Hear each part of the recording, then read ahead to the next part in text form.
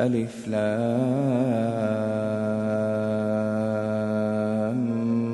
ميم. ذلك الكتاب لا ريب فيه هدى للمتقين الذين يؤمنون بالغيب ويقيمون الصلاة ومما رزقناهم ينفقون والذين يؤمنون بما أنزل إليك وما أنزل من قبلك وبالآخرة هم يوقنون أولئك على هدى من ربهم وأولئك هم المفلحون إن الذين كفروا سواء عليهم أأنذرتهم أم لم تنذرهم لا يؤمنون ختم الله على قلوبهم وعلى سمعهم وعلى أبصارهم غشاوة ولهم عذاب عظيم ومن الناس من يقول آمنا بالله وباليوم الآخر وما هم بمؤمنين يخادعون الله والذين آمنوا وما يخدعون إلا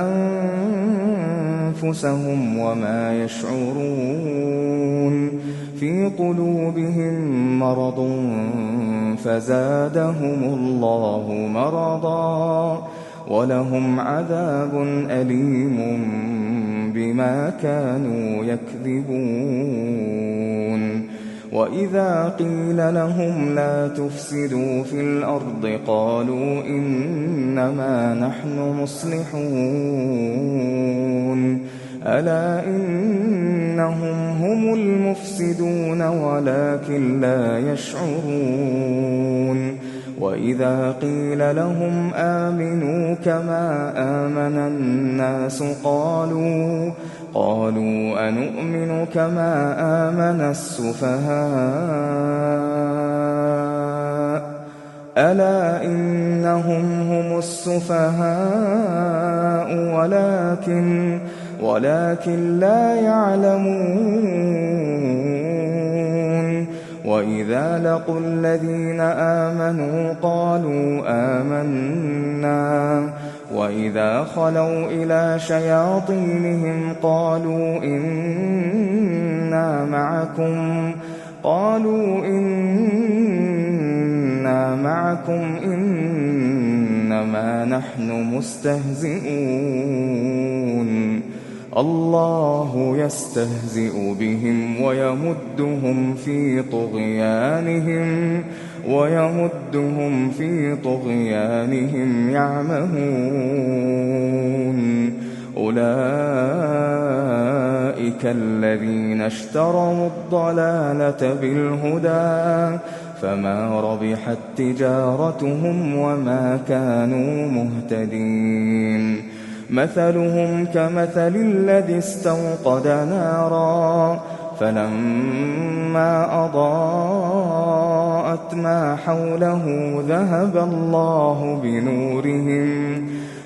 الله بنورهم وتركهم في ظلمات لا يبصرون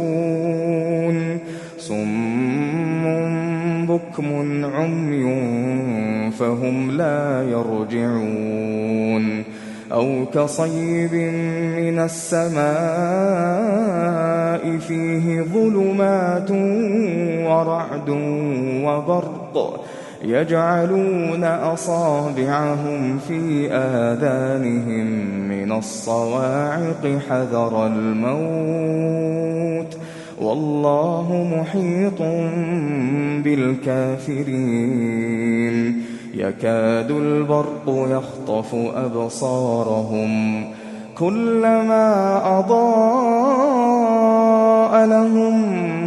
مشوا فيه وإذا أظلم عليهم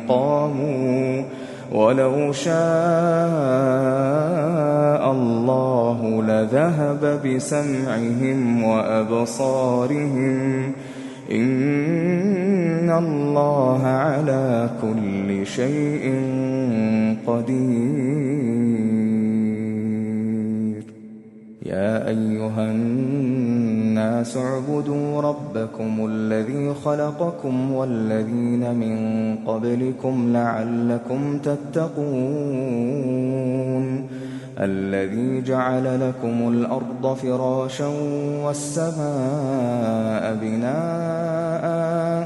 وأنزل من السماء ماء فأخرج به من الثمرات رزقا لكم فلا تجعلوا لله أندادا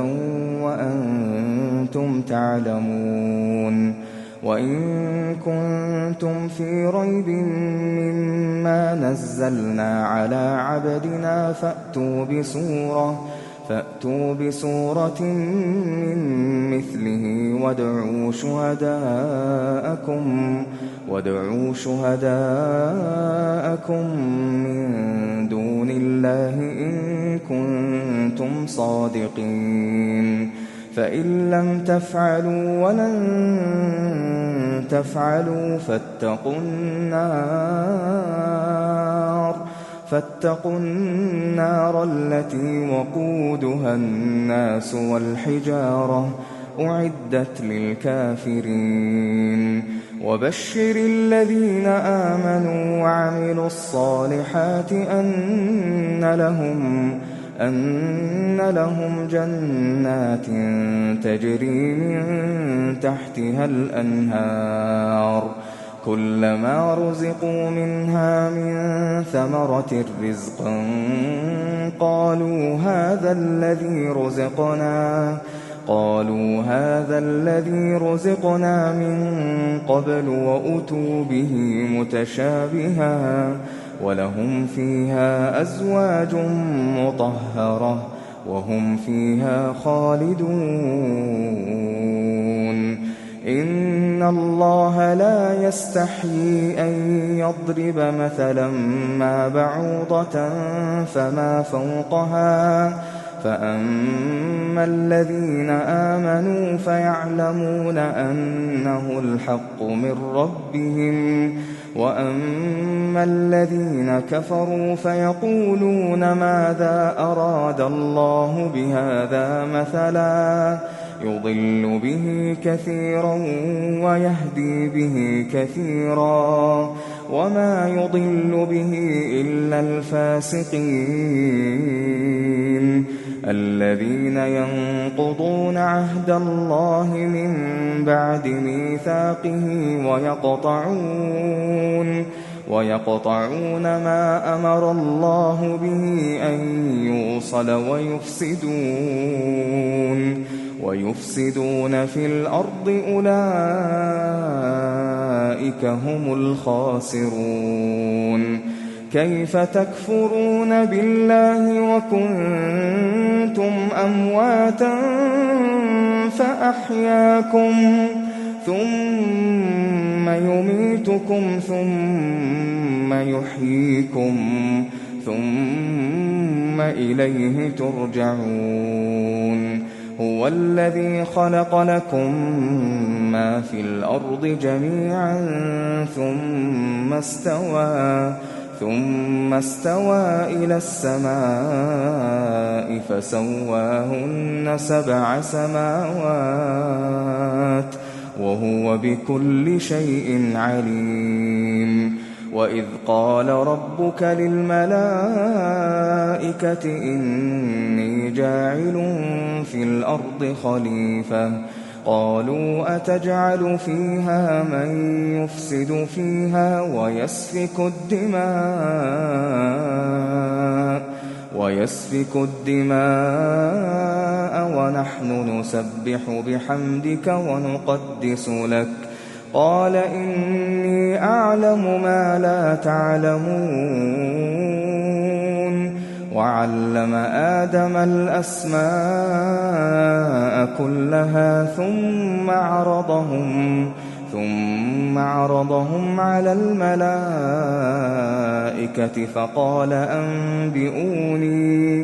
فقال أنبئوني بأسماء هؤلاء إن كنتم صادقين. قالوا سبحانك لا علم لنا إلا ما علمتنا إنك أنت العليم الحكيم. قال يا آدم أنبئهم بأسمائهم. فلما أنبأهم بأسمائهم قال ألم أقل لكم إني أعلم غيب السماوات والأرض وأعلم ما تبدون وما كنتم تكتمون. وإذ قلنا للملائكة اسجدوا لآدم فسجدوا إلا إبليس أبى واستكبر وكان من الكافرين. وقلنا يا آدم اسكن أنت وزوجك الجنة وكلا منها رغدا حيث شئتما ولا تقربا هذه الشجرة فتكونا من الظالمين. فأزلهما الشيطان عنها فأخرجهما مما كانا فيه وقلنا اهبطوا بعضكم لبعض عدو ولكم في الأرض مستقر ومتاع إلى حين. فتلقى آدم من ربه كلمات فتاب عليه إنه هو التواب الرحيم. قلنا اهبطوا منها جميعا فإما يأتينكم مني هدى فمن تبع هداي فلا خوف عليهم ولا هم يحزنون. والذين كفروا وكذبوا بآياتنا أولئك أصحاب النار هم فيها خالدون. يا بني إسرائيل اذكروا نعمتي التي أنعمت عليكم وأوفوا بعهدي أوف بعهدكم وإياي فارهبون. وآمنوا بما أنزلت مصدقا لما معكم ولا تكونوا أول كافر به ولا تشتروا بآياتي ثمنا قليلا وإياي فاتقون. ولا تلبسوا الحق بالباطل وتكتموا الحق وأنتم تعلمون. وأقيموا الصلاة وآتوا الزكاة واركعوا مع الراكعين. أتأمرون الناس بالبر وتنسون أنفسكم وأنتم تتلون الكتاب أفلا تعقلون. واستعينوا بالصبر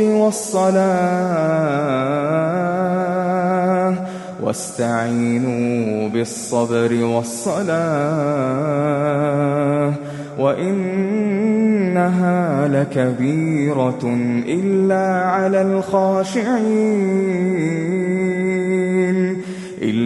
على الخاشعين الذين يظنون أنهم ملاقو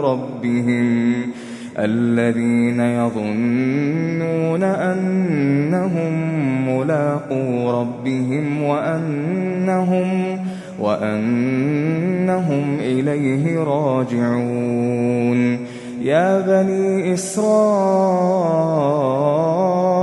اذكروا نعمتي التي أنعمت عليكم وأني فضلتكم على العالمين واتقوا يوما لا تجزي نفس عن نفس شيئا ولا يقبل منها شفاعة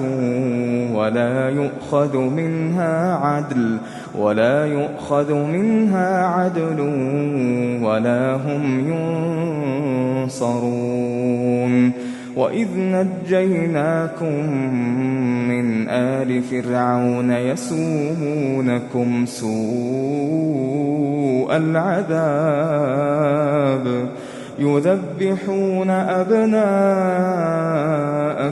ويستحيون نساءكم وفي ذلكم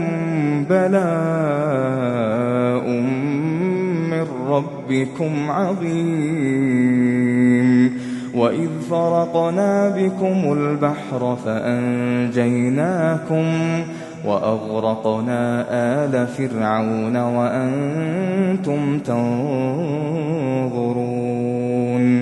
وإذ واعدنا موسى 40 ليلة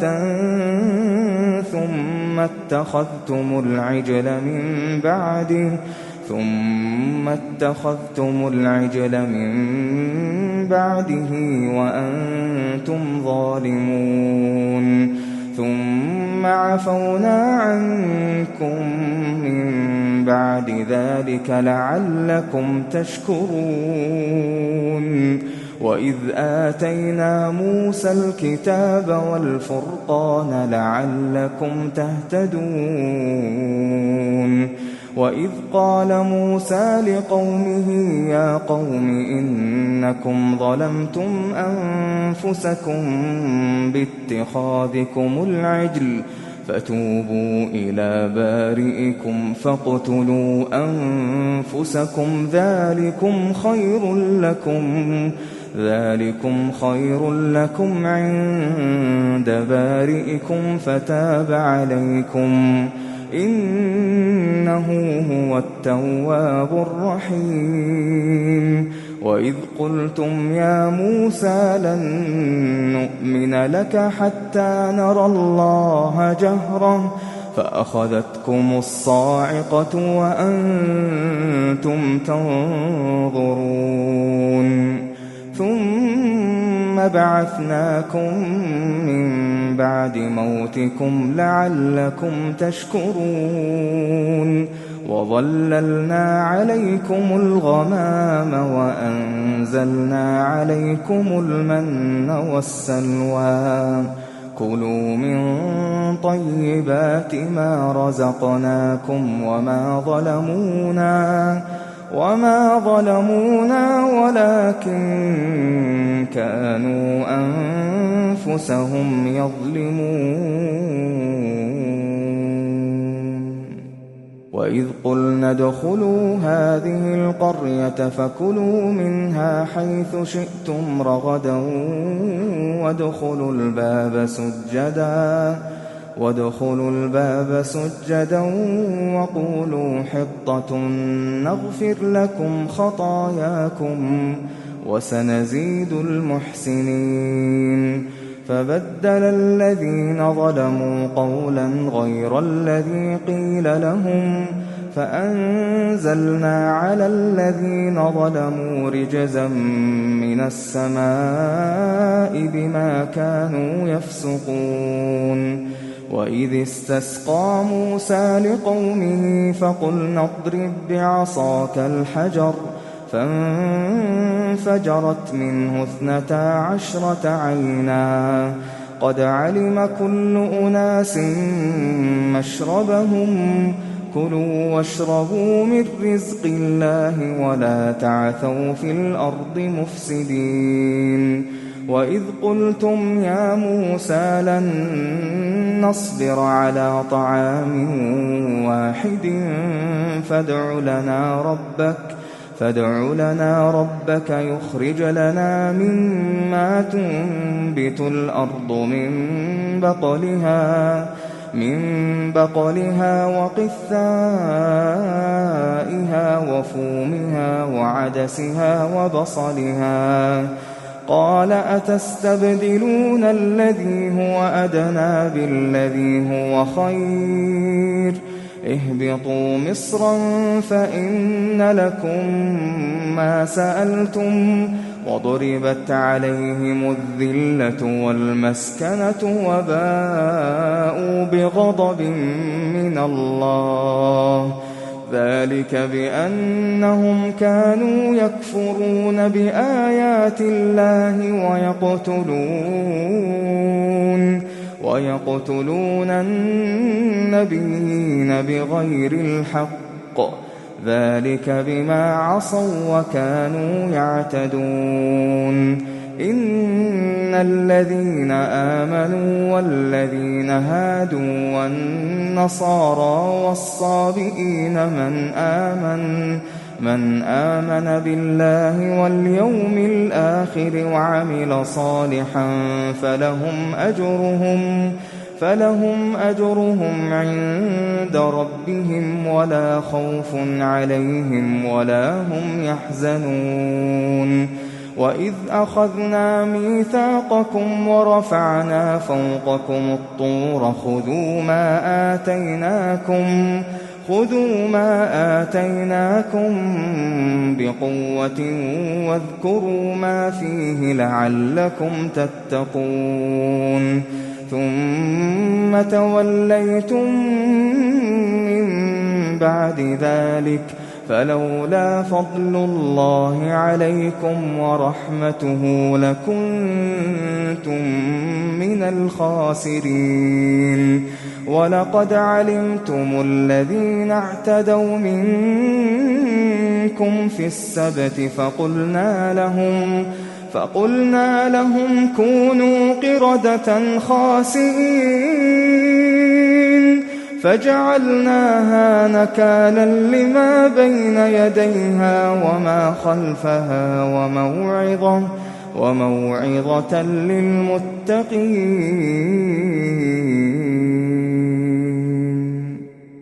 وإذ قال موسى لقومه إن الله يأمركم أن تذبحوا بقرة قالوا أتتخذنا هزوا قال أعوذ بالله أن أكون من الجاهلين. قالوا ادع لنا ربك يبين لنا ما هي قال إنه يقول إنها بقرة لا فارض ولا بكر عوان بين ذلك فافعلوا ما تؤمرون. قالوا ادع لنا ربك يبين لنا ما لونها قال إنه يقول إنها بقرة صفراء فاقع لونها تسر الناظرين. قالوا ادع لنا ربك يبين لنا ما هي إن البقرة شابه علينا وإنا إن شاء الله لمهتدون. قال إنه يقول إنها بقرة لا ذلول تثير الأرض ولا تسقي الحرث مسلمة لا شية فيها. قالوا الآن جئت بالحق فذبحوها وما كادوا يفعلون. وإذ قتلتم نفسا فادارأتم فيها والله مخرج ما كنتم تكتمون. فقلنا اضربوه ببعضها كذلك يحيي الله الموتى ويريكم آياته لعلكم تعقلون. ثم قست قلوبكم من بعد ذلك فهي كالحجارة أو أشد قسوة وإن من الحجارة لما يتفجر منه الأنهار وإن منها لما يشقق فيخرج منه الماء وإن منها لما يهبط من خشية الله وما الله بغافل عما تعملون أفتطمعون أن يؤمنوا لكم وقد كان فريق منهم يسمعون كلام الله ثم يحرفونه من بعد ما عقلوه وهم يعلمون وإذا لقوا الذين آمنوا قالوا آمنا وإذا خلا بعضهم إلى بعض قالوا أتحدثونهم بما فتح الله عليكم ليحاجوكم به عند ربكم أفلا تعقلون أولا يعلمون أن الله يعلم ما يسرون وما يعلنون ومنهم أميون لا يعلمون الكتاب إلا أماني وإن هم إلا يظنون فويل للذين يكتبون الكتاب بأيديهم ثم يقولون هذا من عند الله ليشتروا به ثمنا قليلا فويل لهم مما كتبت أيديهم وويل لهم مما يكسبون وقالوا لن تمسنا النار إلا أياما معدودة قل أتخذتم عند الله عهدا فلن يخلف الله عهده أم تقولون على الله ما لا تعلمون بلى من كسب سيئة وأحاطت به خطيئته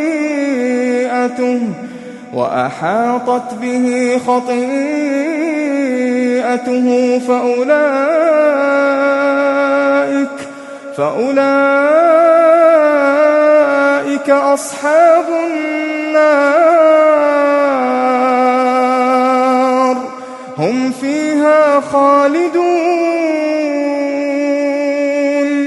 والذين آمنوا وعملوا الصالحات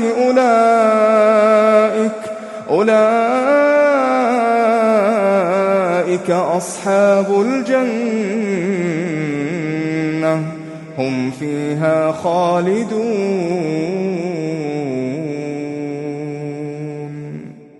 وإذ أخذنا ميثاق بني إسرائيل لا تعبدون إلا الله وبالوالدين إحسانا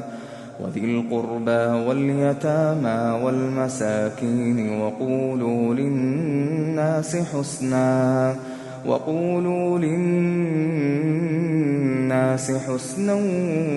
وأقيموا الصلاة وآتوا الزكاة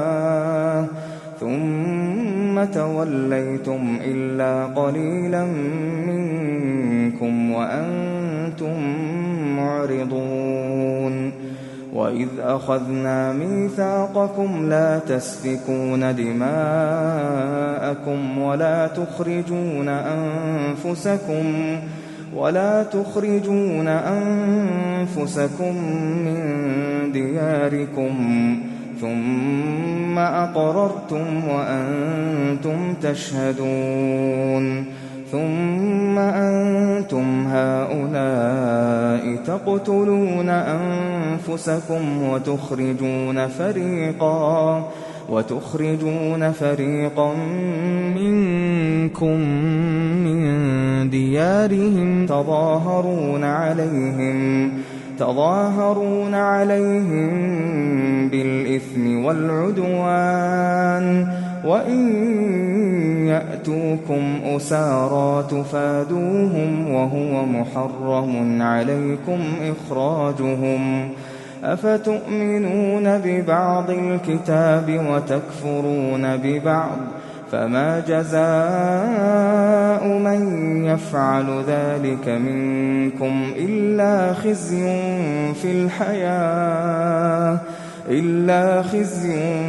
في الحياة الدنيا ويوم القيامة يردون إلى أشد العذاب وما الله بغافل عما تعملون أولئك الذين اشتروا الحياة الدنيا بالآخرة فلا يخفف عنهم العذاب ولا هم ينصرون ولقد آتينا موسى الكتاب وقفينا من بعده بالرسل وآتينا عيسى ابن مريم البينات وأيدناه بروح القدس أفكلما جاءكم رسول بما لا تهوى أنفسكم استكبرتم ففريقا كذبتم وفريقا تقتلون وقالوا قلوبنا غلف بل لعنهم الله بكفرهم فقليلا ما يؤمنون ولما جاءهم كتاب من عند الله مصدق لما معهم وكانوا من قبل يستفتحون على الذين كفروا فلما جاءهم ما عرفوا كفروا به فلعنة الله على الكافرين بئس ما اشتروا به أنفسهم أن يكفروا بما أنزل الله بغيا أن ينزل الله من فضله على من يشاء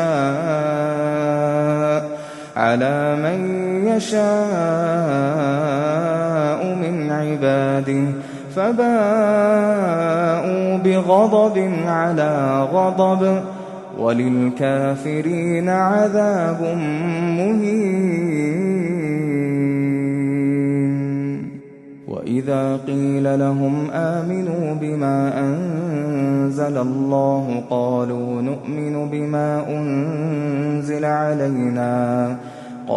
نؤمن بما أنزل علينا ويكفرون بما وراءه وهو الحق مصدقا لما معهم قل فلم تقتلون أنبياء الله من قبل إن كنتم مؤمنين ولقد جاءكم موسى بالبينات ثم اتخذتم العجل من بعده وأنتم ظالمون وإذ أخذنا ميثاقكم ورفعنا فوقكم الطور خذوا ما آتيناكم بقوة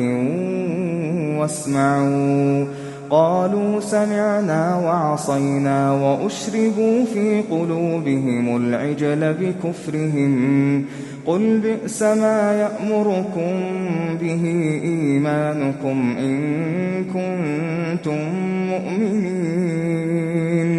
قل إن كانت لكم الدار الآخرة عند الله خالصة من دون الناس فتمنوا الموت إن كنتم صادقين ولن يتمنوه أبدا بما قدمت أيديهم والله عليم بالظالمين ولتجدنهم أحرص الناس على حياة ومن الذين أشركوا يود أحدهم لو يعمر 1000 سنة وما هو بمزحزحه من العذاب أن يعمر ولتجدنهم أحرص الناس على حياة ومن الذين أشركوا يود أحدهم لو يعمر 1000 سنة وما هو بمزحزحه من العذاب أن يعمر والله بصير بما يعملون قل من كان عدوا لجبريل فإنه نزله على قلبك بإذن الله مصدقا لما بين يديه وهدى وبشرى للمؤمنين من كان عدوا لله وملائكته ورسله وجبريل وميكال فإن الله عدو للكافرين ولقد أنزلنا إليك آيات بينات وما يكفر بها إلا الفاسقون أوكلما عاهدوا عهدا نبذه فريق منهم بل أكثرهم لا يؤمنون ولما جاءهم رسول من عند الله مصدق لما معهم نبذ فريق من الذين أوتوا الكتاب كتاب الله وراء ظهورهم كأنهم لا يعلمون واتبعوا ما تتلو الشياطين على ملك سليمان وما كفر سليمان ولكن الشياطين كفروا يعلمون الناس السحر وما أنزل على الملكين ببابل هاروت وماروت وما يعلمان من أحد حتى يقولا إنما نحن فتنة فلا تكفر فيتعلمون منهما ما يفرقون به بين المرء وزوجه وما هم بضارين به من أحد إلا بإذن الله ويتعلمون ما يضرهم ولا ينفعهم ولقد علموا لمن اشتراه ما له في الآخرة من خلاق ولبئس ما شروا به أنفسهم لو كانوا يعلمون ولو أنهم آمنوا واتقوا لمثوبة من عند الله خير لو كانوا يعلمون يا أيها الذين آمنوا لا تقولوا راعنا وقولوا انظرنا وَلِلْكَافِرِينَ عَذَابٌ أَلِيمٌ مَا يَوَدُّ الَّذِينَ كَفَرُوا مِنْ أَهْلِ الْكِتَابِ وَلَا الْمُشْرِكِينَ أَن يُنَزَّلَ عَلَيْكُم مِّنْ خَيْرٍ مِّن رَّبِّكُمْ ۗ وَاللَّهُ يَخْتَصُّ بِرَحْمَتِهِ مَن يَشَاءُ ۗ وَاللَّهُ ذُو الْفَضْلِ الْعَظِيمِ مَا نَنسَخْ مِنْ آيَةٍ أَوْ نُنسِهَا نَأْتِ بِخَيْرٍ مِّنْهَا أَوْ مِثْلِهَا ۗ أَلَمْ تَعْلَمْ أَنَّ اللَّهَ عَلَىٰ كُلِّ شَيْءٍ قَدِيرٌ أَلَمْ تَعْلَمْ أَنَّ اللَّهَ لَهُ مُلْكُ السَّمَاوَاتِ وَالْأَرْضِ وَمَا لَكُم مِّن دُونِ اللَّهِ مِن وَلِيٍّ وَلَا نَصِيرٍ أَمْ تُرِيدُونَ أَن تَسْأَلُوا رَسُولَكُمْ كَمَا سُئِلَ مُوسَىٰ مِن قَبْلُ ۗ وَمَن يَتَبَدَّلِ الْكُفْرَ بِالْإِيمَانِ فَقَدْ ضَلَّ سَوَاءَ السَّبِيلِ وَدَّ كَثِيرٌ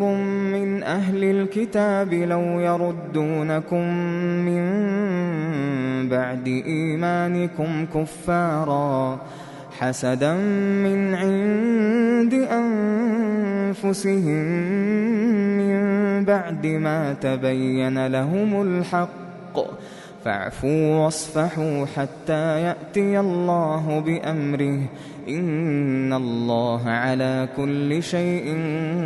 قَدِيرٌ وَأَقِيمُوا الصَّلَاةَ وَآتُوا الزَّكَاةَ وَمَا تُقَدِّمُوا لِأَنفُسِكُم مِّنْ خَيْرٍ تَجِدُوهُ عِندَ اللَّهِ ۗ إِنَّ اللَّهَ بِمَا تَعْمَلُونَ بَصِيرٌ وَقَالُوا لَن يَدْخُلَ الْجَنَّةَ إِلَّا مَن كَانَ هُودًا أَوْ نَصَارَىٰ ۗ تِلْكَ أَمَانِيُّهُمْ ۖ قُلْ هَاتُوا بُرْهَانَكُمْ إِن كُنتُمْ صَادِقِينَ بَلَىٰ مَنْ أَسْلَمَ وَجْهَهُ لِلَّهِ وَهُوَ مُحْسِنٌ فَلَهُ أَجْرُهُ عِندَ رَبِّهِ وَلَا خَوْفٌ عَلَيْهِمْ وَلَا هُمْ يَحْزَنُونَ وَقَالَتِ الْيَهُودُ لَيْسَتِ النَّصَارَىٰ عَلَىٰ شَيْءٍ وَقَالَتِ النَّصَارَىٰ لَيْسَتِ الْيَهُودُ عَلَىٰ شَيْءٍ وَهُمْ يَتْلُونَ الْكِتَابَ ۗ كَذَٰلِكَ قَالَ الَّذِينَ لَا يَعْلَمُونَ مِثْلَ قَوْلِهِمْ ۚ فَاللَّهُ يَحْكُمُ بَيْنَهُمْ يَوْمَ الْقِيَامَةِ فِيمَا كَانُوا فِيهِ يَخْتَلِفُونَ وَمَنْ أَظْلَمُ مِمَّن مَّنَعَ مَسَاجِدَ اللَّهِ أَن يُذْكَرَ فِيهَا اسْمُهُ وَسَعَىٰ فِي خَرَابِهَا ۚ أُولَٰئِكَ مَا كَانَ لَهُمْ أَن يَدْخُلُوهَا إِلَّا خَائِفِينَ ۚ لَهُمْ فِي الدُّنْيَا خِزْيٌ وَلَهُمْ فِي الْآخِرَةِ عَذَابٌ عَظِيمٌ وَلِلَّهِ الْمَشْرِقُ وَالْمَغْرِبُ فَأَيْنَمَا تُوَلُّوا فَثَمَّ وَجْهُ اللَّهِ ۚ إِنَّ اللَّهَ وَاسِعٌ عَلِيمٌ وَقَالُوا اتَّخَذَ اللَّهُ وَلَدًا سُبْحَانَهُ ۖ بَل لَّهُ مَا فِي السَّمَاوَاتِ وَالْأَرْضِ كُلٌّ لَّهُ قَانِتُونَ بَدِيعُ السَّمَاوَاتِ وَالْأَرْضِ وَإِذَا قَضَىٰ أَمْرًا فَإِنَّمَا يَقُولُ لَهُ كُن فَيَكُونُ وَقَالَ الَّذِينَ لَا يَعْلَمُونَ لَوْلَا يُكَلِّمُنَا اللَّهُ أَوْ تَأْتِينَا آيَةٌ ۗ كَذَٰلِكَ قَالَ الَّذِينَ مِن قَبْلِهِم مِّثْلَ قَوْلِهِمْ ۘ تَشَابَهَتْ قُلُوبُهُمْ ۗ قد بينا الآيات لقوم يوقنون إنا أرسلناك بالحق بشيرا ونذيرا ولا تسأل عن أصحاب الجحيم ولن ترضى عنك اليهود ولا النصارى حتى تتبع ملتهم قل إن هدى الله هو الهدى ولئن اتبعت أهواءهم بعد الذي جاءك من العلم ما لك من الله من ولي ولا نصير الذين آتيناهم الكتاب يتلونه حق تلاوته أولئك يؤمنون به ومن يكفر به فأولئك هم الخاسرون يا بني إسرائيل اذكروا نعمتي التي أنعمت عليكم وأني فضلتكم على العالمين واتقوا يوما لا تجزي نفس عن نفس شيئا ولا يقبل منها عدل ولا تنفعها شفاعة ولا هم ينصرون وإذ ابتلى إبراهيم ربه بكلمات فأتمهن قال إني جاعلك للناس إماما قال ومن ذريتي قال لا ينال عهد الظالمين وإذ جعلنا البيت مثابة للناس وأمنا واتخذوا من مقام إبراهيم مصلى وعهدنا إلى إبراهيم وإسماعيل أن طهرا بيتي للطائفين والعاكفين والركع السجود وإذ قال إبراهيم رب اجعل هذا بلدا آمنا وارزق أهله من الثمرات من آمن منهم بالله واليوم الآخر قال ومن كفر فأمتعه قليلا ثم أضطره إلى عذاب النار وبئس المصير وإذ يرفع إبراهيم القواعد من البيت وإسماعيل ربنا تقبل منا إنك أنت السميع العليم ربنا واجعلنا مسلمين لك ومن ذريتنا أمة مسلمة لك وأرنا مناسكنا وتب علينا إنك أنت التواب الرحيم ربنا وابعث فيهم رسولا منهم يتلو عليهم آياتك ويعلمهم الكتاب والحكمة ويزكيهم إنك أنت العزيز الحكيم ومن يرغب عن ملة إبراهيم إلا من سفه نفسه ولقد اصطفيناه في الدنيا وإنه في الآخرة لمن الصالحين إذ قال له ربه أسلم قال أسلمت لرب العالمين ووصى بها إبراهيم بنيه ويعقوب يا بني إن الله اصطفى لكم الدين فلا تموتن إلا وأنتم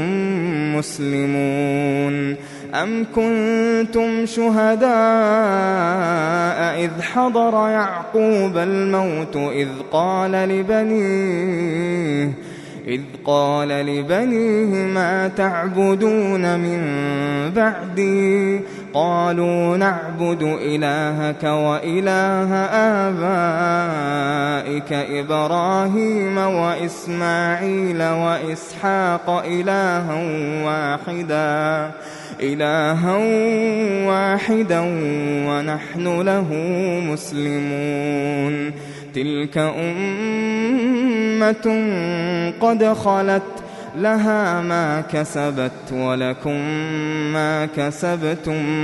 ولا تسألون عما كانوا يعملون. وقالوا كونوا هودا أو نصارى تهتدوا قل بل ملة إبراهيم حنيفا وما كان من المشركين. قولوا آمنا بالله وما أنزل إلينا وما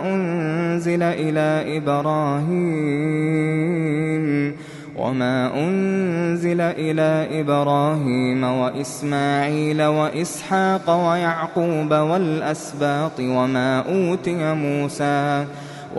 أوتي موسى وعيسى وما أوتي النبيون من ربهم لا نفرق بين أحد منهم ونحن له مسلمون. فإن آمنوا بمثل ما آمنتم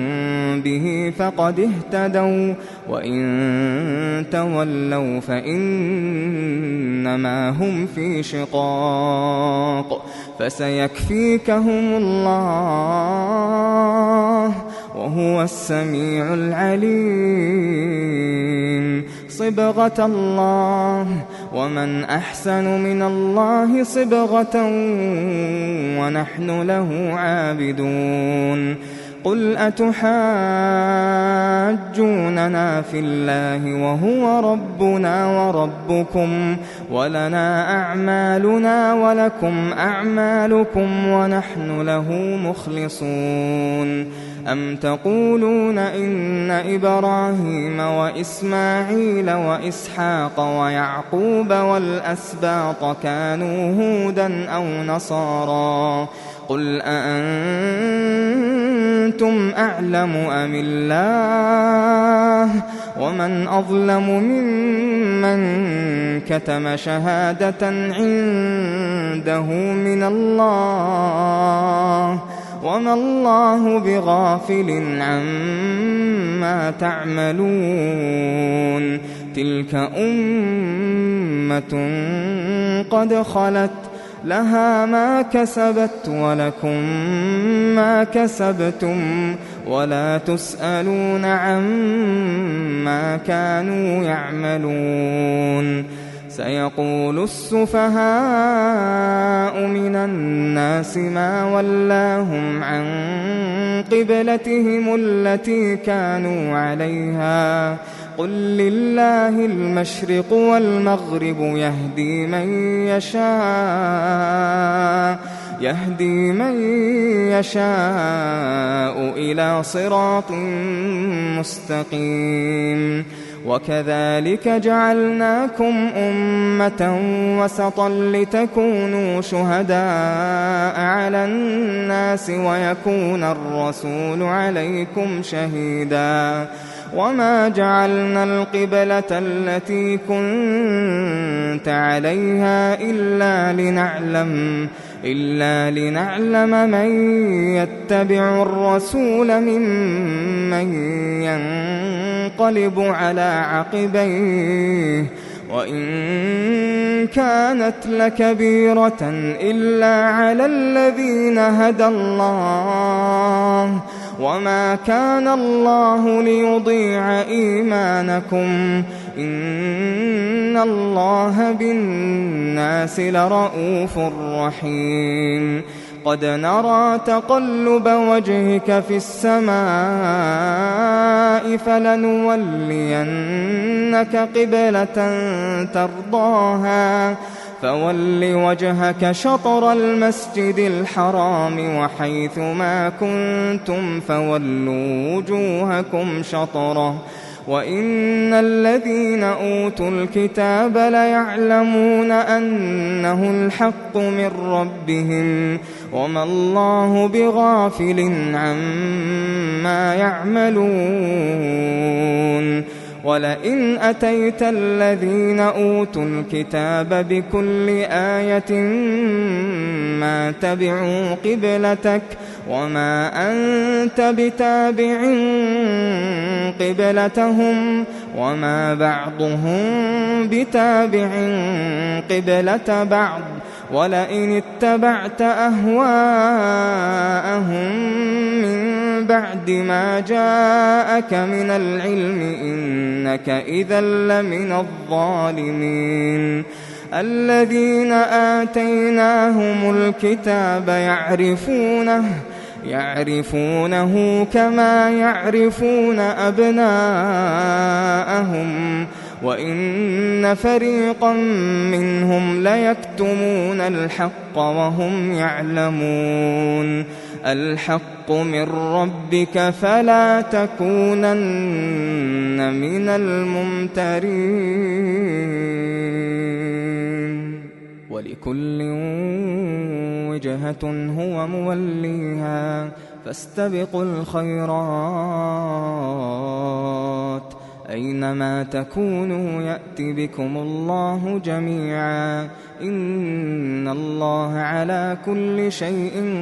قدير ومن حيث خرجت فول وجهك شطر المسجد الحرام وإنه للحق من ربك وما الله بغافل عما تعملون ومن حيث خرجت فول وجهك شطر المسجد الحرام وحيث ما كنتم فولوا وجوهكم شطره لئلا يكون للناس عليكم حجة إلا الذين ظلموا منهم فلا تخشوهم واخشوني ولأتم نعمتي عليكم ولعلكم تهتدون كما أرسلنا فيكم رسولا منكم يتلو عليكم آياتنا ويزكيكم ويعلمكم الكتاب والحكمة ويعلمكم ما لم تكونوا تعلمون فاذكروني أذكركم واشكروا لي ولا تكفرون يا أيها الذين آمنوا استعينوا بالصبر والصلاة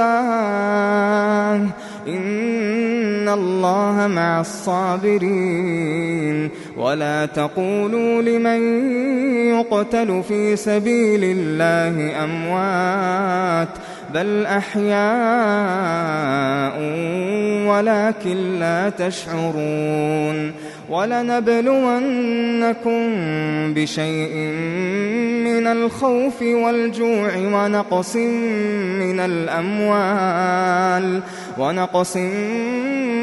من الأموال والأنفس والثمرات وبشر الصابرين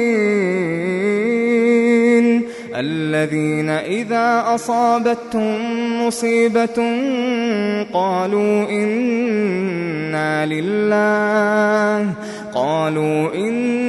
لله وإنا إليه راجعون أولئك عليهم صلوات من ربهم ورحمة وأولئك هم المهتدون إن الصفا والمروة من شعائر الله فمن حج البيت أو اعتمر فلا جناح عليه أن يطوف بهما ومن تطوع خيرا فإن الله شاكر عليم إن الذين يكتمون ما أنزلنا من البينات والهدى من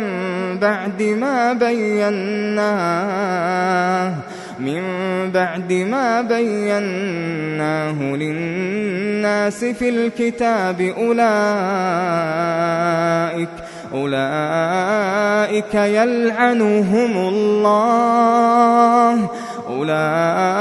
أولئك يلعنهم الله ويلعنهم اللاعنون إلا الذين تابوا وأصلحوا وبينوا فأولئك أتوب عليهم وأنا التواب الرحيم إن الذين كفروا وماتوا وهم كفار أولئك عليهم لعنة الله والملائكة والناس أجمعين خالدين فيها لا يخفف عنهم العذاب ولا هم ينظرون وإلهكم إله واحد لا إله إلا هو الرحمن الرحيم إن في خلق السماوات والأرض واختلاف الليل والنهار والفلك التي تجري في البحر بما ينفع الناس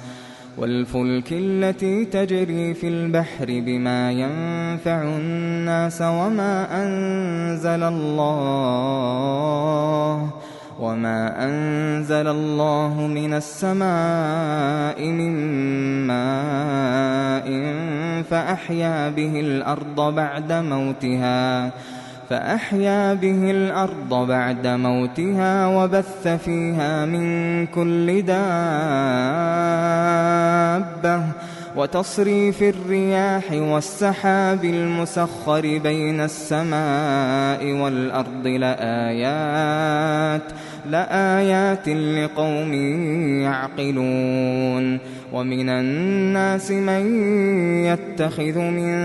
دون الله أندادا يحبونهم كحب الله والذين آمنوا أشد حبا لله ولو يرى الذين ظلموا إذ يرون العذاب أن القوة لله جميعا وأن الله شديد العذاب إذ تبرأ الذين اتبعوا من الذين اتبعوا ورأوا العذاب وتقطعت بهم الأسباب وقال الذين اتبعوا لو أن لنا كرة فنتبرأ منهم كما تبرأوا منا كذلك يريهم الله أعمالهم حسرات عليهم وما هم بخارجين من النار يا أيها الناس كلوا مما في الأرض حلالا طيبا ولا تتبعوا خطوات الشيطان إنه لكم عدو مبين إنما يأمركم بالسوء والفحشاء وأن تقولوا على الله ما لا تعلمون وإذا قيل لهم اتبعوا ما أنزل الله قالوا بل نتبع ما ألفينا عليه آباءنا أولو كان آباؤهم لا يعقلون شيئا ولا يهتدون ومثل الذين كفروا كمثل الذي ينعق بما لا يسمع إلا دعاء ونداء صم بكم عمي فهم لا يعقلون يا أيها الذين آمنوا كلوا من طيبات ما رزقناكم واشكروا لله إن كنتم إياه تعبدون. إنما حرم عليكم الميتة والدم ولحم الخنزير وما أهل به لغير الله، فمن اضطر غير باغ ولا عاد فلا إثم عليه، إن الله غفور رحيم. إن الذين يكتمون ما أنزل الله من الكتاب ويشترون به ثمنا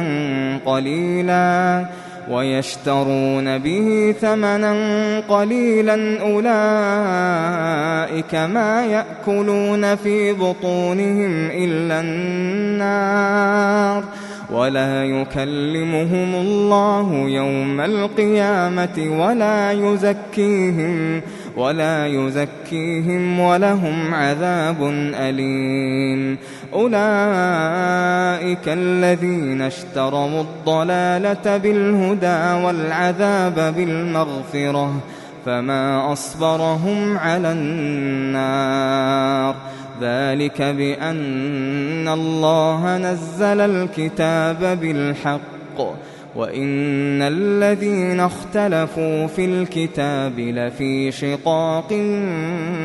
بعيد. ليس البر أن تولوا وجوهكم قبل المشرق والمغرب، ولكن البر من آمن بالله واليوم الآخر والملائكة والكتاب والنبيين، ولكن البر من آمن بالله واليوم الآخر والملائكة والكتاب والنبيين وآتى المال على حبه ذوي القربى واليتامى والمساكين وابن السبيل والسائلين وفي الرقاب، وأقام الصلاة وآتى الزكاة والموفون بعهدهم إذا عاهدوا، والصابرين في البأساء والضراء وحين البأس، أولئك الذين صدقوا وأولئك هم المتقون. يا أيها الذين آمنوا كتب عليكم القصاص في القتلى، الحر بالحر والعبد بالعبد والأنثى بالأنثى، فمن عفي له من أخيه شيء فاتباع بالمعروف وأداء إليه بإحسان، ذلك تخفيف من ربكم ورحمة، فمن اعتدى بعد ذلك فله عذاب أليم. ولكم في القصاص حياة يا أولي الألباب لعلكم تتقون. كتب عليكم إذا حضر أحدكم الموت إن ترك خيرا الوصية للوالدين والأقربين بالمعروف حقا على المتقين، فمن بدله بعدما سمعه فإنما إثمه على الذين يبدلونه، إن الله سميع عليم. فمن خاف من موص جنفا أو إثما فأصلح بينهم فلا إثم عليه، إن الله غفور رحيم. يا أيها الذين آمنوا كتب عليكم الصيام كما كتب على الذين من قبلكم لعلكم تتقون. يا أيها الذين آمنوا كتب عليكم الصيام كما كتب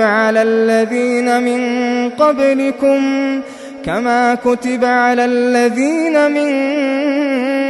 قبلكم لعلكم تتقون أياما معدودات فمن كان منكم مريضا أو على سفر فعدة من أيام أخر وعلى الذين يطيقونه فدية طعام مسكين فمن تطوع خيرا فهو خير له وأن تصوموا خير لكم إن كنتم تعلمون شهر رمضان الذي أنزل فيه القرآن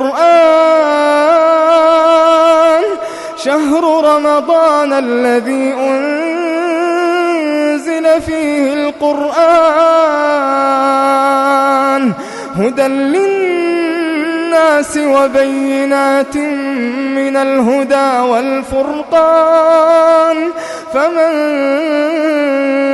شهد منكم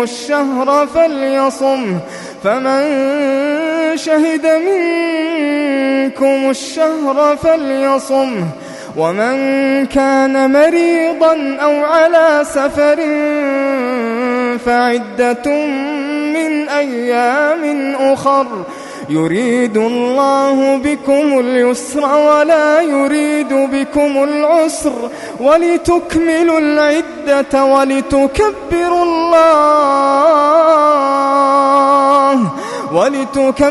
الله على ما هداكم ولعلكم تشكرون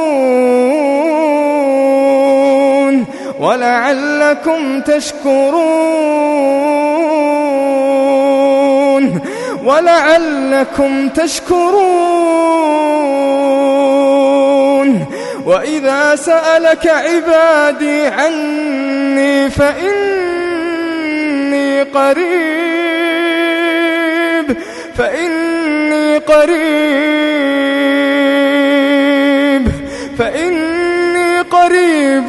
أجيب دعوة الداع إذا دعان وإذا سألك عبادي عني فإني قريب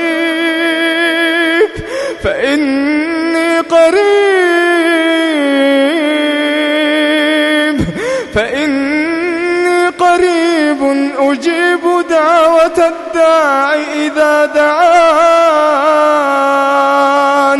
فليستجيبوا لي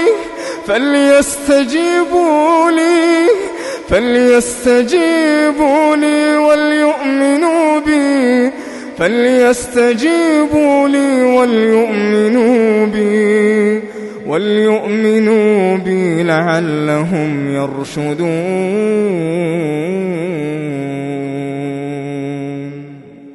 أحل لكم ليلة الصيام الرفث إلى نسائكم هن لباس لكم وأنتم لباس لهن علم الله أنكم كنتم تختانون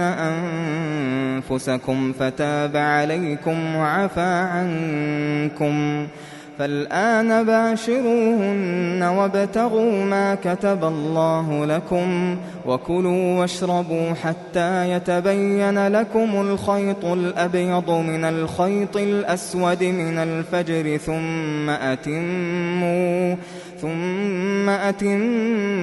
الصيام إلى الليل ولا تباشروهن وأنتم عاكفون في المساجد تلك حدود الله فلا تقربوها كذلك يبين الله آياته للناس لعلهم يتقون ولا تأكلوا أموالكم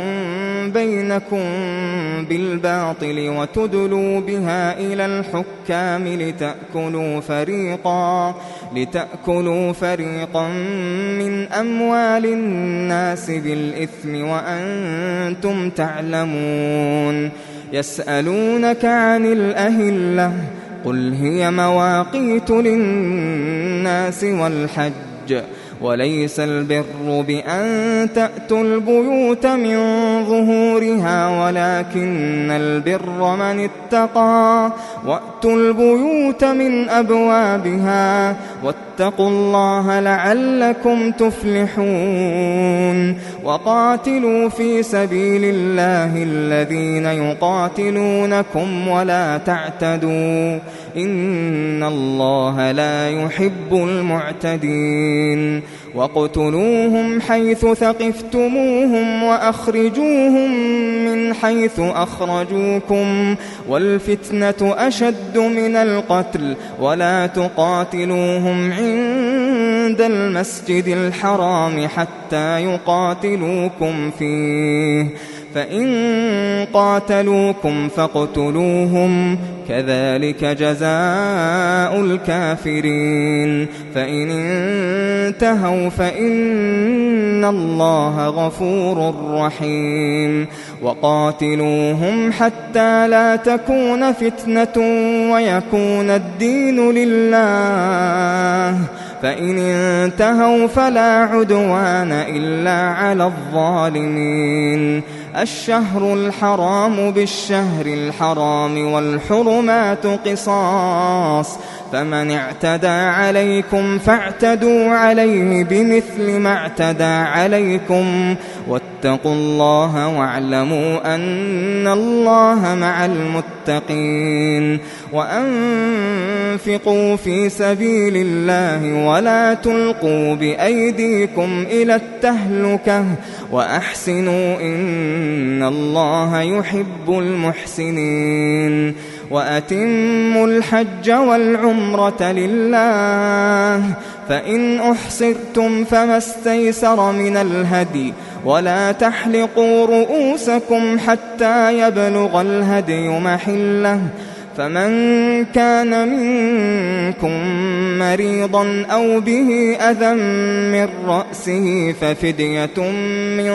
صيام أو صدقة أو نسك فإذا أمنتم فمن تمتع بالعمرة إلى الحج فما استيسر من الهدي فمن لم يجد فصيام 3 أيام في الحج و7 إذا رجعتم تلك 10 كاملة ذلك لمن لم يكن أهله حاضر المسجد الحرام واتقوا الله واعلموا أن الله شديد العقاب. الحج أشهر معلومات فمن فرض فيهن الحج فلا رفث ولا فسوق ولا جدال في الحج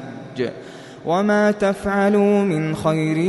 يعلمه الله وتزودوا فإن خير الزاد التقوى واتقون يا أولي الألباب. ليس عليكم جناح أن تبتغوا فضلا من ربكم فإذا أفضتم من عرفات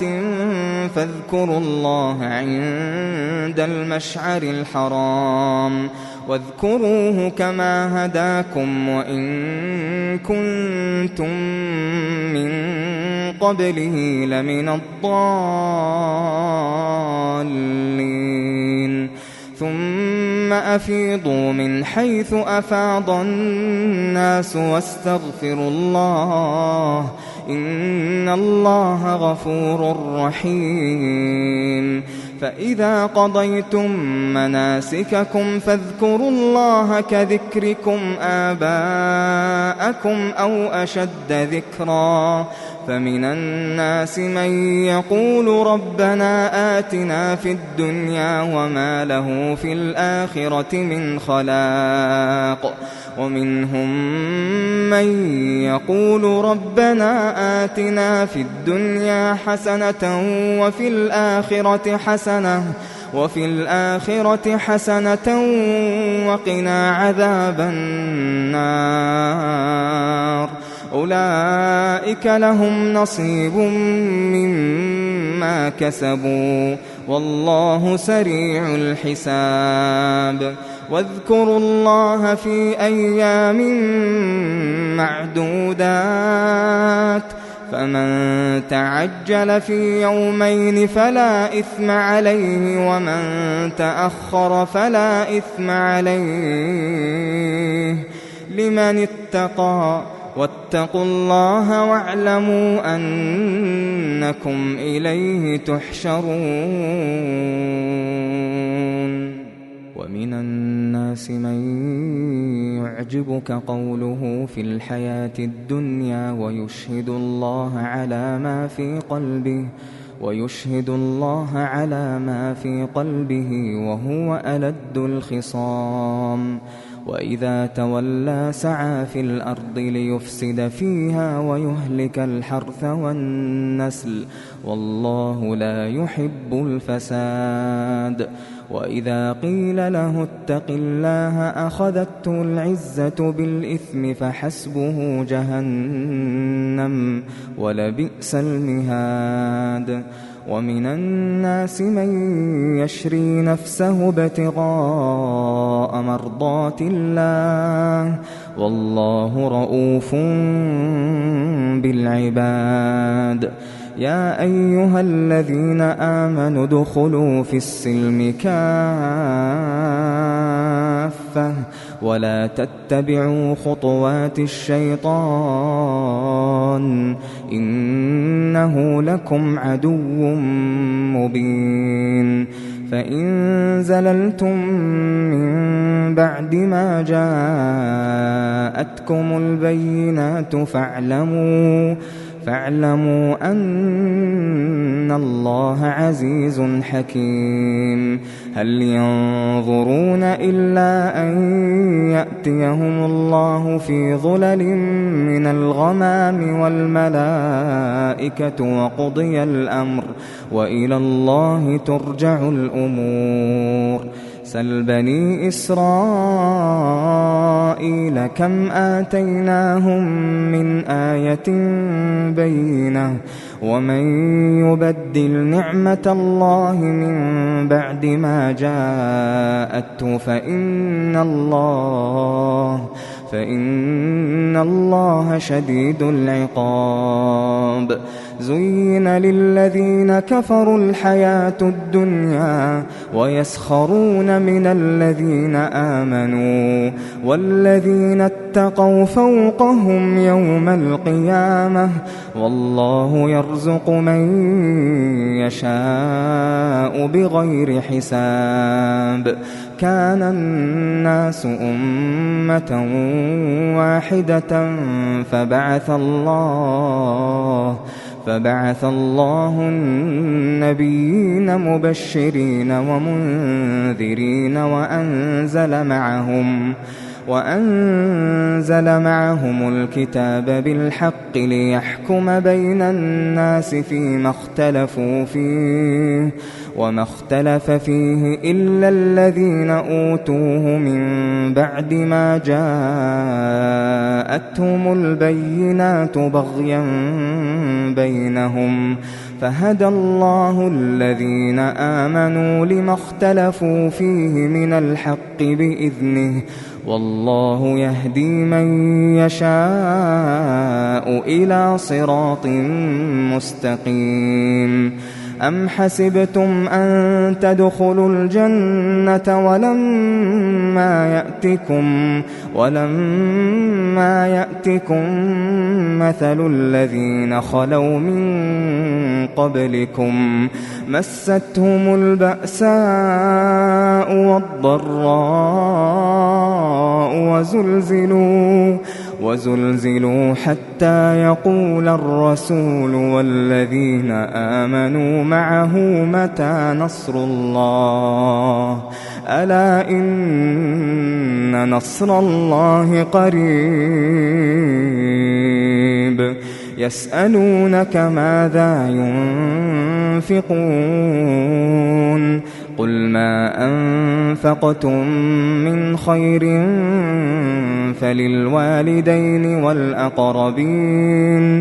فللوالدين والأقربين واليتامى والمساكين وابن السبيل وما تفعلوا من خير فإن الله به عليم كتب عليكم القتال وهو كره لكم وعسى أن تكرهوا شيئا وهو خير لكم وعسى أن تحبوا شيئا وهو شر لكم والله يعلم وأنتم لا تعلمون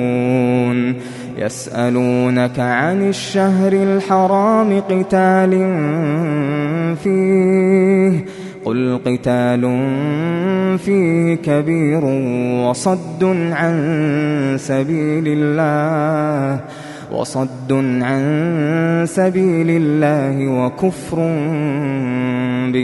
وكفر به والمسجد الحرام وإخراج أهله منه أكبر عند الله والفتنة أكبر من القتل ولا يزالون يقاتلونكم حتى يردوكم عن دينكم إن استطاعوا ومن يرتدد منكم عن دينه فيمت وهو كافر فأولئك حبطت أعمالهم في الدنيا والآخرة وأولئك أصحاب النار هم فيها خالدون إن الذين آمنوا والذين هاجروا وجاهدوا في سبيل الله أولئك يرجون رحمة الله والله غفور رحيم يسألونك عن الخمر والميسر قل فيهما إثم كبير ومنافع للناس وإثمهما أكبر من نفعهما ويسألونك ماذا ينفقون قل العفو كذلك يبين الله لكم الآيات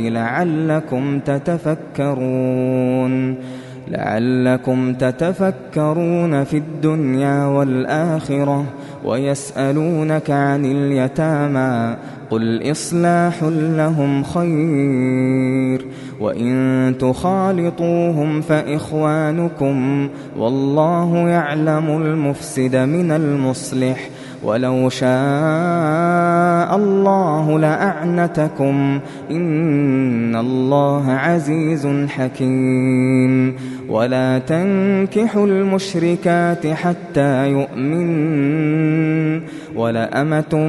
مؤمنة خير من مشركة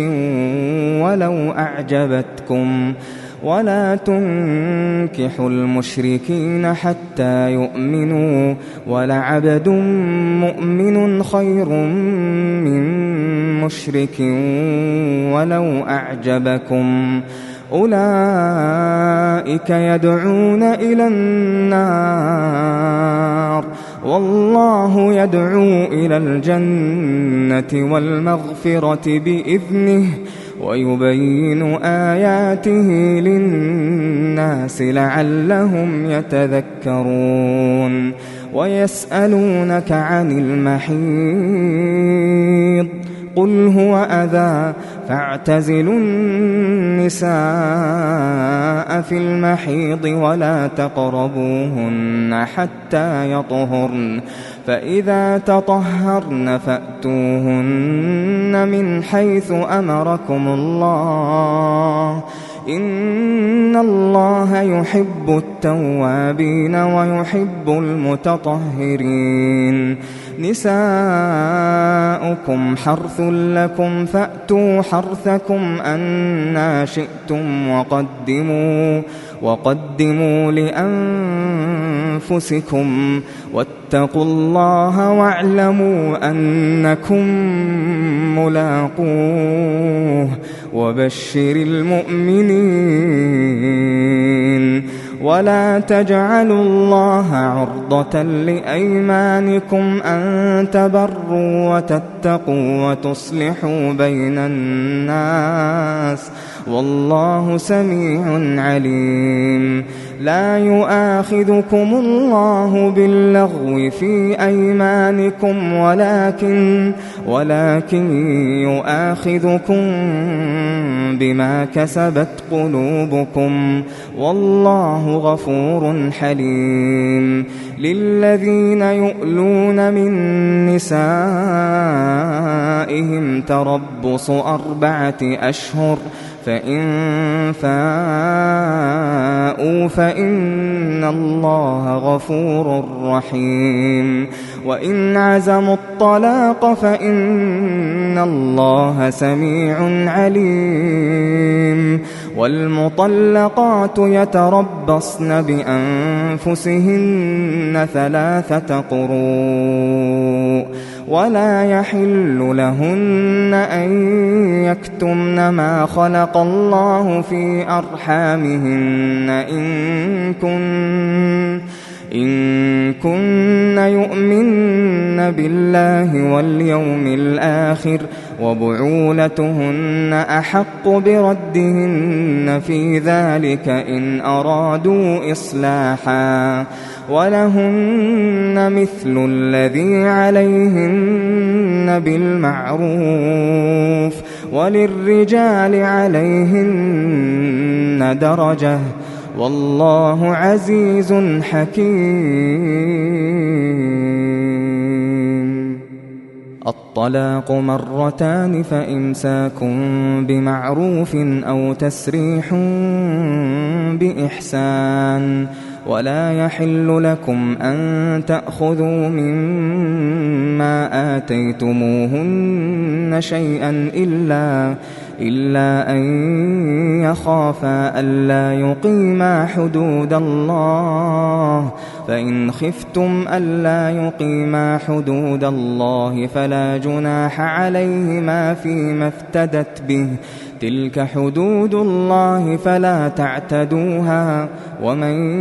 يتعد حدود الله فأولئك هم الظالمون فإن طلقها فلا تحل له من بعد حتى تنكح زوجا غيره فإن طلقها فلا جناح عليهما أن يتراجعا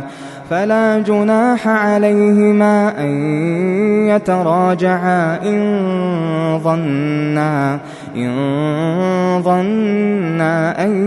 يقيما حدود الله وتلك حدود الله يبينها لقوم يعلمون وإذا طلقتم النساء فبلغن أجلهن فأمسكوهن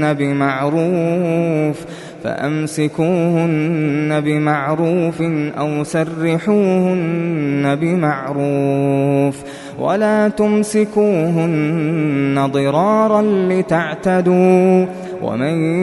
يفعل ذلك فقد ظلم نفسه ولا تتخذوا آيات الله هزوا واذكروا نعمة الله عليكم وما أنزل عليكم من الكتاب وما أنزل عليكم من الكتاب والحكمة يعظكم به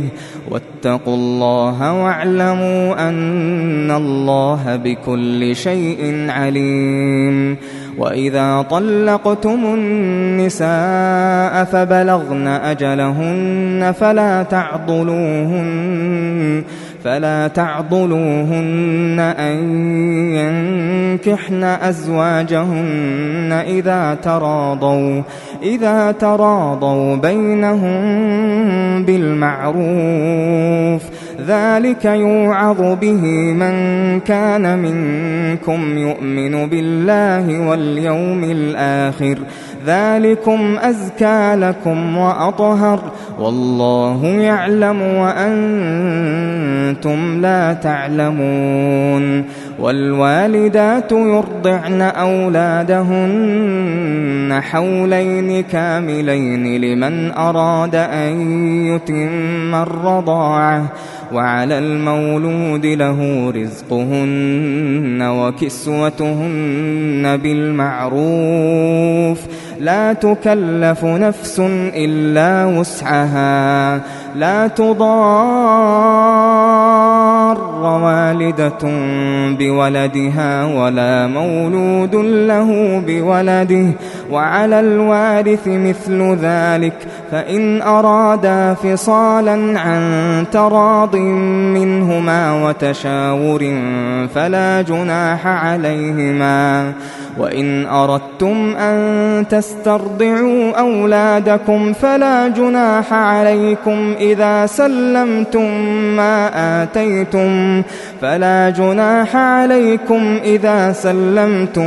ما آتيتم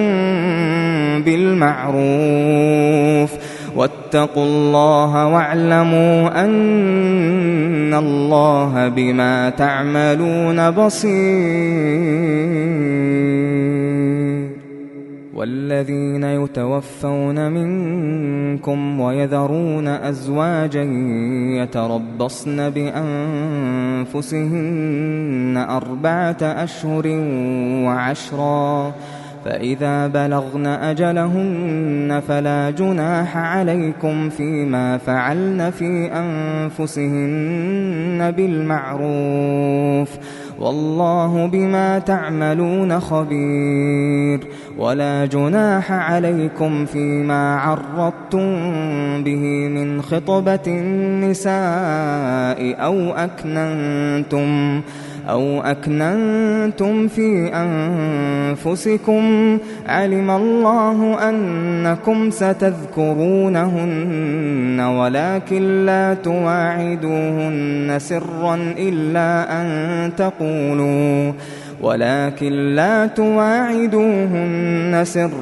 إلا أن تقولوا قولا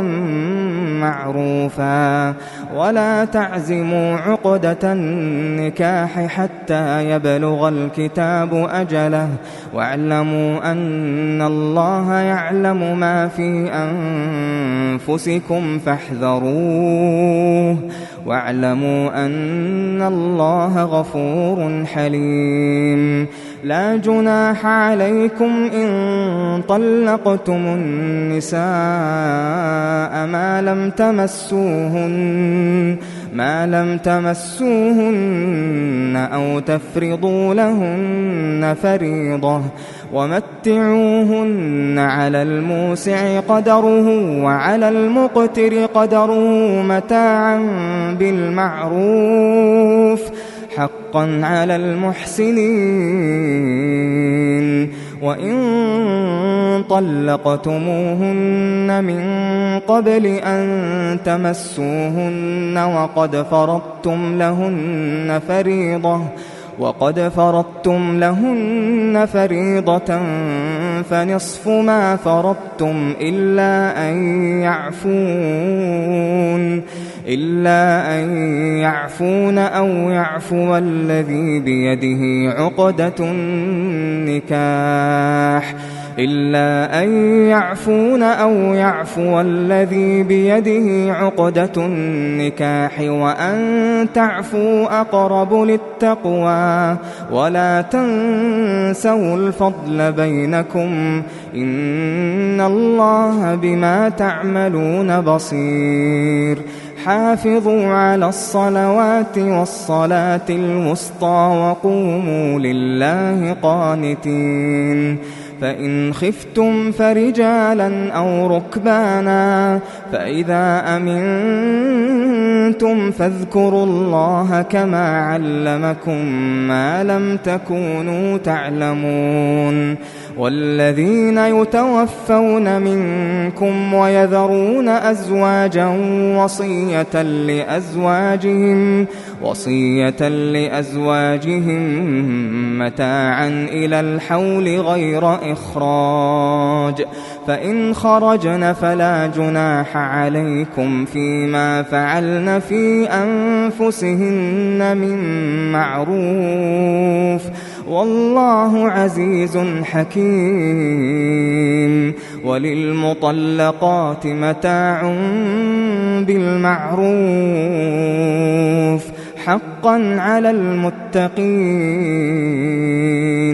كذلك يبين الله لكم آياته لعلكم تعقلون ألم تر إلى الذين خرجوا من ديارهم وهم ألوف حذر الموت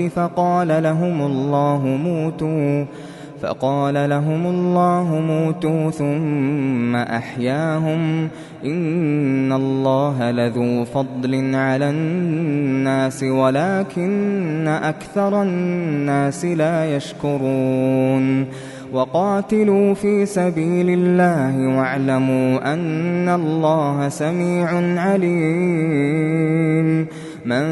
ذا الذي يقرض الله قرضا حسنا فيضاعفه له أضعافا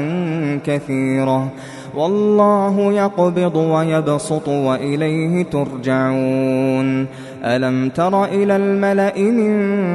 بني إسرائيل من بعد موسى إذ قالوا لنبي له مبعث لنا ملكا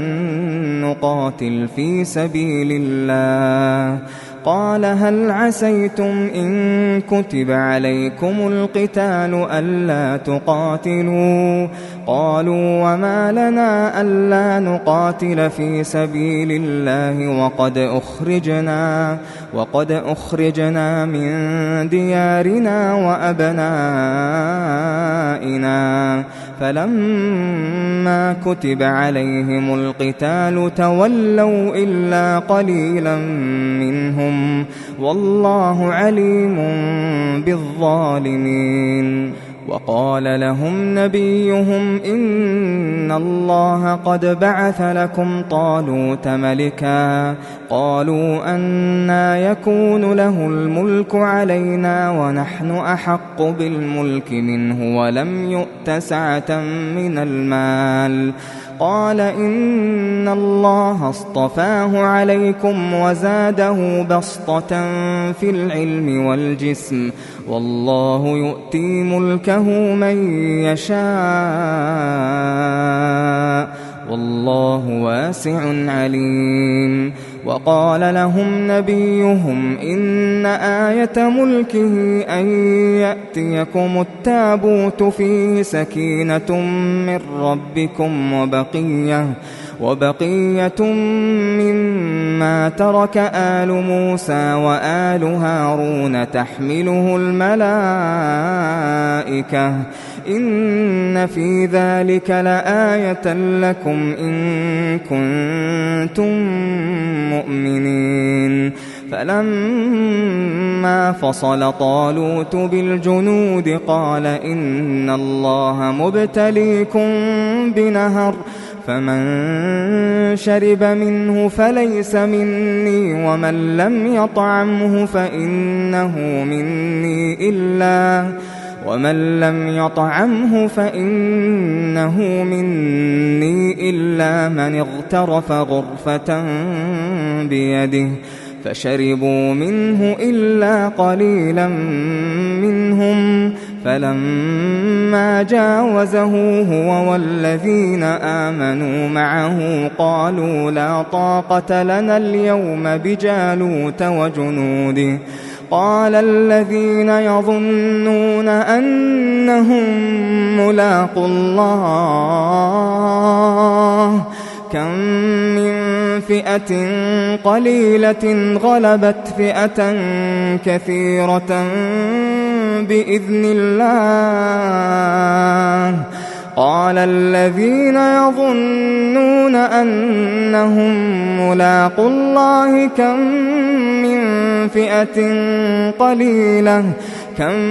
من فئة قليلة غلبت فئة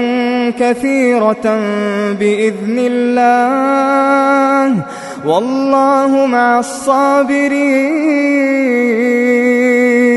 ولما برزوا لجالوت وجنوده قالوا ربنا أفرغ علينا صبرا وثبت أقدامنا وانصرنا على القوم الكافرين فهزموهم بإذن الله وقتل داود جالوت وآتاه الله الملك والحكمة وعلمه مما يشاء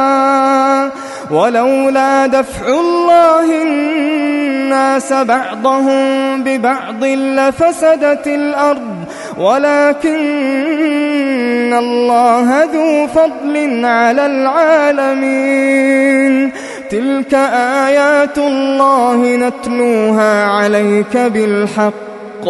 وإنك لمن المرسلين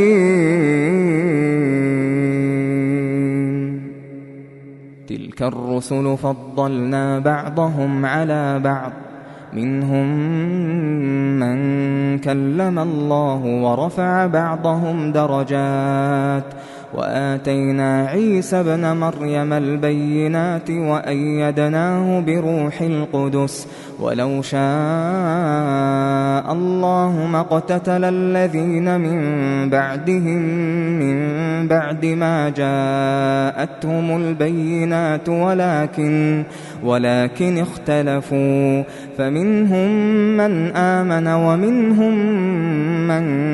كفر ولو شاء الله ما اقتتلوا ولكن الله يفعل ما يريد يا أيها الذين آمنوا أنفقوا مما رزقناكم من قبل أن يأتي يوم لا بيع فيه ولا خلة ولا شفاعة والكافرون هم الظالمون الله لا إله إلا هو الحي القيوم لا تأخذه سنة ولا نوم له ما في السماوات وما في الأرض من ذا الذي يشفع عنده إلا بإذنه يعلم ما بين أيديهم وما خلفهم ولا يحيطون بشيء من علمه إلا بما شاء وسع كرسيه السماوات والأرض ولا يؤوده حفظهما وهو العلي العظيم لا إكراه في الدين قد تبين الرشد من الغي فمن يكفر بالطاغوت ويؤمن بالله فقد استمسك بالعروة الوثقى لا انفصام لها، والله سميع عليم. الله ولي الذين آمنوا يخرجهم من الظلمات إلى النور، والذين كفروا أولياؤهم الطاغوت يخرجونهم من النور إلى الظلمات، أولئك أصحاب النار هم فيها خالدون. ألم تر إلى الذي حاج إبراهيم في ربه أن آتاه الله الملك، إذ قال إبراهيم ربي الذي يحيي ويميت قال أنا أحيي وأميت، قال إبراهيم فإن الله يأتي بالشمس من المشرق فأت بها من المغرب، فبهت الذي كفر والله لا يهدي القوم الظالمين. أو كالذي مر على قرية وهي خاوية على عروشها قال أنى يحيي هذه الله بعد موتها، فأماته الله 100 عام ثم بعثه، قال كم لبثت؟ قال لبثت يوما أو بعض يوم، قال بل لبثت 100 عام، فانظر إلى طعامك وشرابك لم يتسنه، وانظر إلى حمارك ولنجعلك آية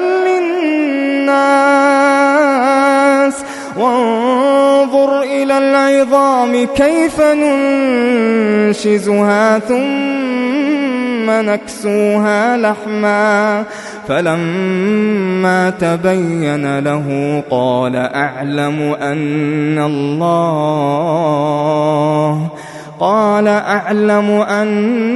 الله على كل شيء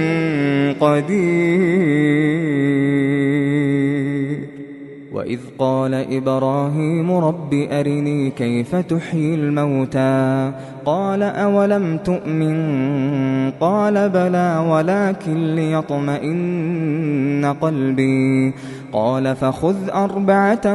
من الطير فصرهن إليك ثم اجعل على كل جبل منهن جزءا ثم ادعهن يأتينك سعيا، واعلم أن الله عزيز حكيم. مثل الذين ينفقون أموالهم في سبيل الله كمثل حبة أنبتت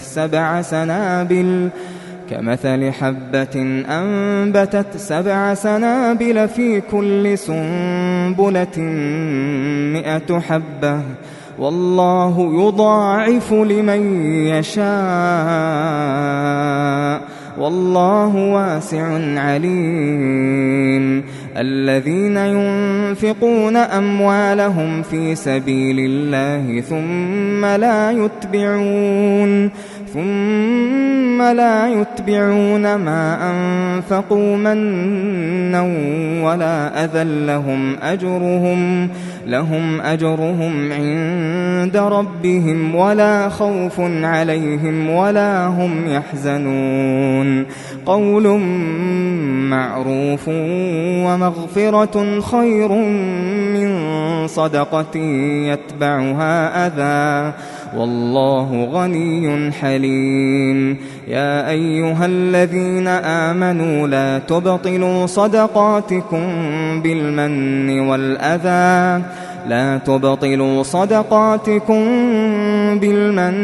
والأذى كالذي ينفق ماله رئاء الناس ولا يؤمن بالله واليوم الآخر، فمثله كمثل صفوان عليه تراب فأصابه وابل فتركه صلدا لا يقدرون على شيء مما كسبوا والله لا يهدي القوم الكافرين ومثل الذين ينفقون أموالهم ابتغاء مرضات الله وتثبيتا من أنفسهم كمثل جنة بربوة أصابها وابل فآتت أكلها ضعفين فإن لم يصبها وابل فطل والله بما تعملون بصير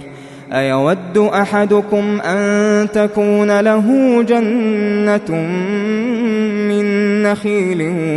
وأعناب تجري من تحتها الأنهار له فيها من كل الثمرات وأصابه الكبر وله ذرية ضعفاء فأصابها إعصار فيه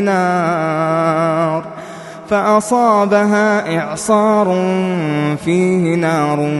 فاحترقت كذلك يبين الله لكم الآيات لعلكم تتفكرون يا أيها الذين آمنوا أنفقوا من طيبات ما كسبتم ومما أخرجنا لكم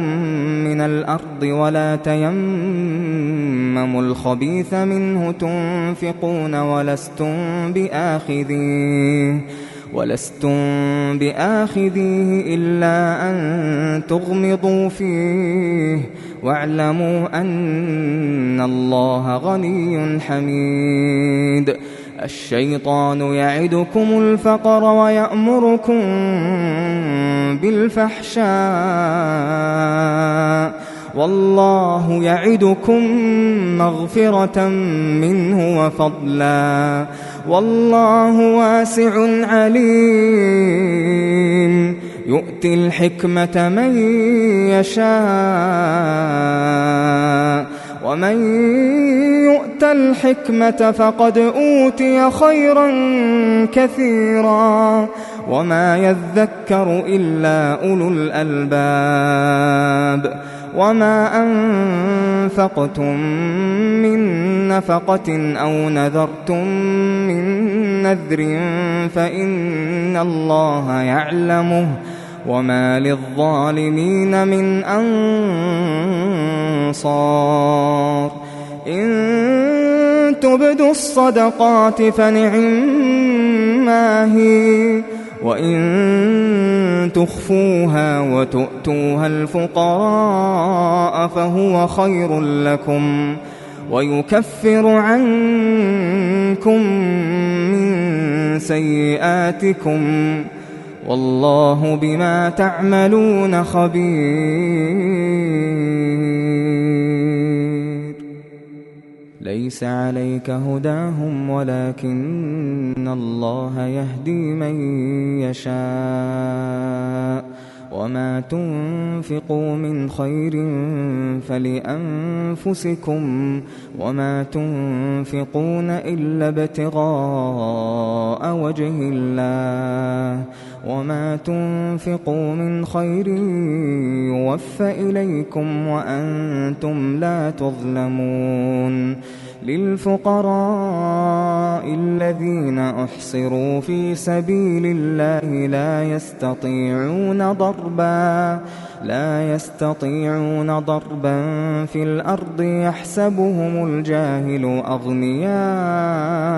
من التعفف تعرفهم بسيماهم لا يسألون الناس إلحافا وما تنفقوا من خير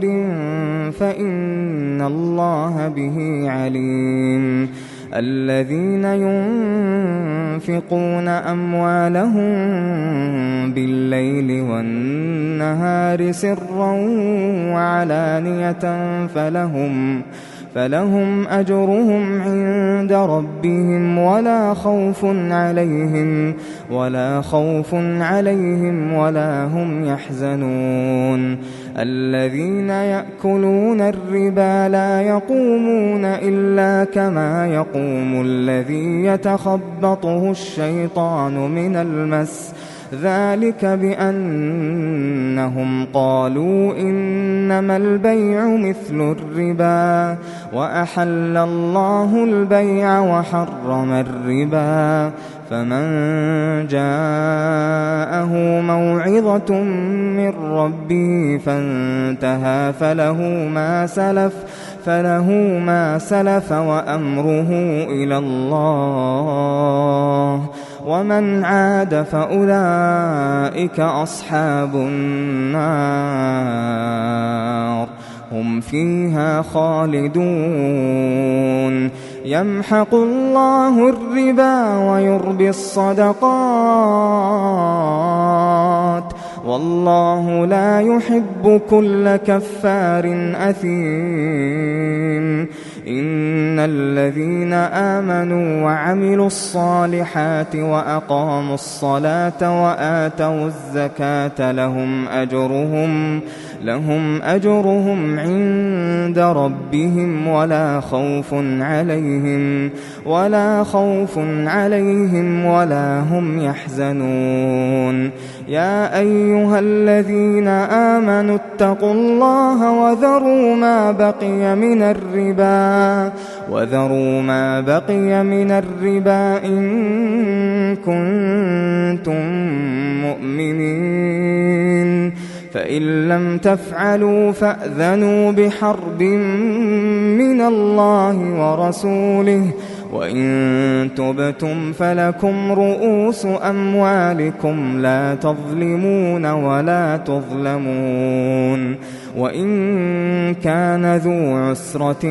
فنظرة إلى ميسرة وأن تصدقوا خير لكم إن كنتم تعلمون واتقوا يوما ترجعون فيه إلى الله ثم توفى كل نفس ما كسبت وهم لا يظلمون يا أيها الذين آمنوا إذا تداينتم بدين إلى أجل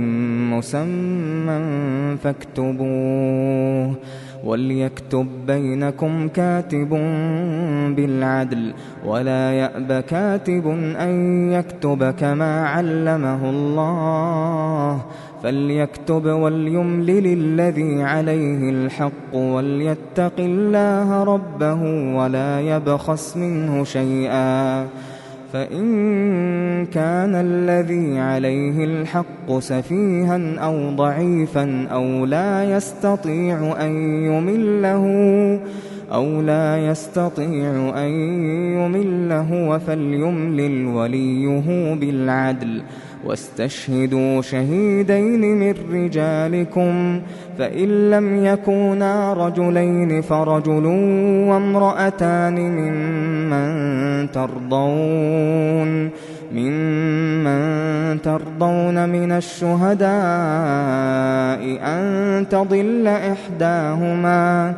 أن تضل إحداهما فتذكر إحداهما الأخرى ولا يأبى الشهداء إذا ما دعوا ولا تسأموا أن تكتبوه صغيرا أو كبيرا إلى أجله ذلكم أقسط عند الله وأقوم للشهادة وأدنى ألا ترتابوا إلا أن تكون تجارة حاضرة تديرونها بينكم إلا أن